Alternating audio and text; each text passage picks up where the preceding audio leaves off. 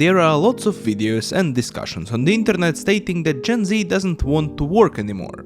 I am a part of Gen Z myself, so I want to discuss this topic. I can say that it's not that Gen Z doesn't want to work at all. I would say that young people just don't want to work 40 hours per week anymore, and there are several reasons for that. First of all, our parents and grandparents were able to afford a very comfortable lifestyle by working a 40-hour weeks in, let's say, corporate field. However, nowadays, by working that much, so 40 hours per week, you can't actually easily afford the life necessities such as the house, car, sustaining a family, and at the same time having a spare money left for investing and of course having fun. So lots and lots of young adults do not really see the reason behind working hard, since they understand that they still won't be able to afford the things they want, so why to work at all? The second reason is that lots of people live in big cities or far away from work, so commute and the work itself combined are taking huge amount of their time, pretty much the whole day. So their life consists of working, eating in the office, commuting, eating at home, sleeping and commuting once again to the office. So they do not really have any real life besides the work itself, which of course makes them to question what is the reason for working if they do not have time for living. Moreover, some careers, especially those paying really good money or those which are prestigious, such as investment banking or big law, require to put in lots of hours, and when I say lots, I mean like 60 plus hours per week. I myself used to work at Big 4 company as well as the law firm, and I can say that I pretty much had no life. The only thing I have done throughout my day was work, and let me tell you, it was pretty frustrating. And on the days when I was able to get the work done faster, I was too tired to have any kind of fun after the work. So I would say that it's pretty much very depressing to work in such corporations and to do such jobs. And one more reason which is making the Gen Z to hate their work are the loans which they are taking. People are taking lots and lots of loans for the things they don't need, to treat themselves for the hard work and of course to impress others. And then these huge percentages for the credits they have to be also paid back. So this becomes a huge problem for them and their lives, since they lose an opportunity to quit their job if they don't like it, since they have to pay back the credit card debt or any other loans and debt they have. So they're becoming stuck in their workplace, which they sometimes don't like, sometimes they hate it, or sometimes this workplace is just making them to feel very, very depressed and sad, but they still can't actually leave it since they have the loans to pay back. So as you can see, there are many problems that Gen Z nowadays are facing in today's economy. However, despite the fact that there are many problems in today's economy and life seems to be worse now than it was 10 years ago in pretty much all of the places in the world, I am more than sure that the situation is not as bad and that it's actually possible for everyone to improve their life. For me personally, I try to use numerous kind of strategies which make my life a little bit easier, and I suppose that those could help some of you too, so I want to share those with you. First of all, I think that you need to know what you actually want, whether it is prestige, money, or the freedom. So you have to choose your job wisely. There are many options, there are very many jobs, and there are very many opportunities in your country most probably and all around the world. And most of the people are actually trying to get the best job possible in terms of money, right? But what they don't understand when choosing this job or when applying to this job and lately maybe accepting the offer to work there is that they don't actually take into account whether or not they will actually like the job they will be doing and whether or not they will have life besides this job. So let's say you live in a huge city like London or New York City or actually any other big place, huge city on our planet. If you will choose to work some prestigious job, as I said, let's say in big law, you will have to commute every day to the huge offices somewhere in the city center, and most probably you don't live in the city center yourself. Most probably you rent an apartment somewhere in suburbs or outside the city or in some neighborhood which is far away from the city center. You rent it first of all for huge amounts of money since you live in a huge city, and your commute is gonna take hours every day, right? But you want to work in big law, so you decide it's actually worth it, or maybe you don't actually think about it. But in reality, you have many options. In reality, you can choose not to work in big law and maybe receive some smaller money by working for some private law firm, right? But at the same time working in some other smaller city where you will pay less money for rent and where you will be able to save your time, since your commute to work will take you shorter time. So there are options. You can find a less stressful job, especially if you are skilled in one field or another. You can, kind of switch the jobs. You can switch from one job, which is, for example, very stressful, such as the litigation in law, right? You can switch to some less stressful jobs, such as compliance in law, let's say. I am not sure about the other fields, but I'm more than sure that there are different professions which you can occupy inside the field you're professional in, right? You can actually choose the stress level of your job, and when you start doing something, when you start working somewhere, you can actually understand whether or not your job is very stressful, and whether or not you like commuting there that much, and whether or not you like the big hours and huge amount of work they give you. If you don't like it, just go on and search for another job, since I think we all have only one life, and I don't see any reason to work at a job you actually hate, and the job which makes your life miserable in case you don't like it, right? So yeah, I think that there are many options, but you have to sacrifice something. You have to sacrifice either your prestige or money or freedom, right? So if you want to be super ultra cool, you want to work for huge corporations and be considered a top individual, top performer, you most probably are going to have the prestige and money, but at the same time you are going to have less freedom. If you want to work a blue collar job, which I myself respect very much, I think the blue collar workers are great people, and I think this is a great job to do, but many people consider that there is no much prestige in these career options. So yeah, you will not have prestige, but you will have money and more freedom, since you will work less hours. Or, for example, you can choose to work you can choose to work corporate, right?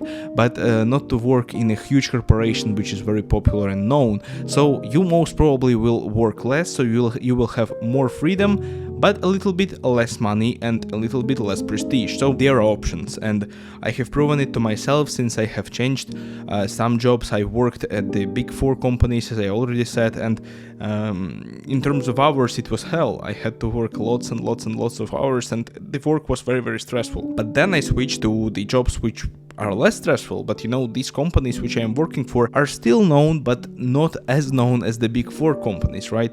So you always have a choice. You always have a choice between these 3 things, such as prestige, money, and freedom. That's the first thing. The second thing is that I think that we all have to concentrate on the things that we really want to afford ourselves. I see lots of videos where people say that it's impossible to afford a house now for Gen Z, since the prices are, insanely huge and insanely high, and I can agree with that. It's actually way harder to afford yourself to buy a house nowadays than it was for your grandparents 50 years ago, right?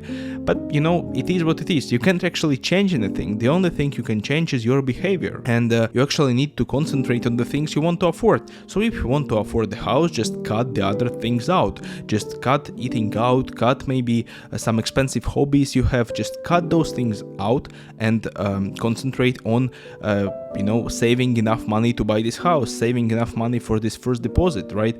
To buy an equity in this house and then to pay a mortgage for it, if that's actually what you want to do. Since lots of people are saying that it's impossible to afford the house nowadays. No, it is possible. You just have to maybe change the location you're in, or change your behavior, or change the way how you are spending money. But it's possible to afford the house if you actually want to do that.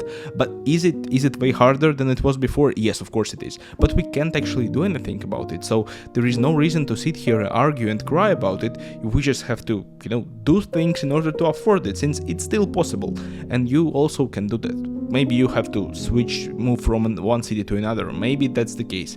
But if you actually want to afford a house and you want to live in your own house, just do it, since there will be no better time to buy a house. The third advice, which is pretty much following from the second one, is that you do not have to take out loans and credit for the things you don't actually need. This is pretty much the basic of financial literacy, but at the same time, most of people don't actually get it.